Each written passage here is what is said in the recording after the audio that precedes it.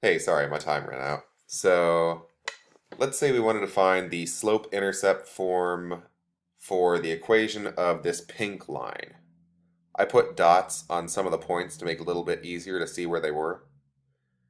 We know right away what B is. We know that our y-intercept is going to be 1 because that's the y value, the vertical number, where x, the horizontal number, is 0.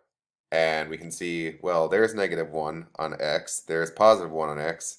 This one in between them is 0. So where x is 0, y is 1.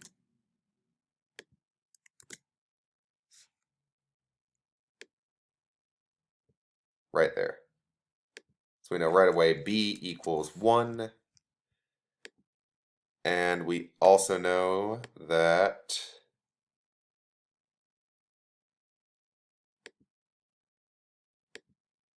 I'm going to choose these 2 points right here.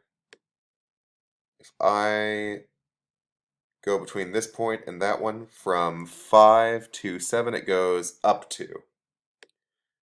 And from 2 to 3 it went over 1. So I know that my slope is going to be 2 over 1. Remember, 2 over 1 simplifies to 2. And again, it doesn't matter which 2 points I choose, because while this one and that one, it was real easy. It went up 2 and it went over 1, so that's 2 over 1, so that's 2.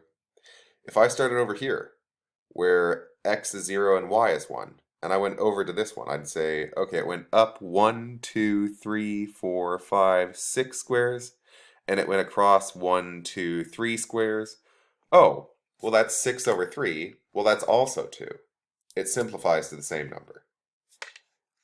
So I know my slope is 2, and I know that my y-intercept is 1.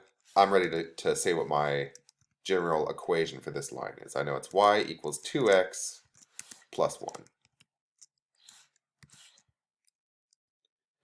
And that's how you do it with a graph.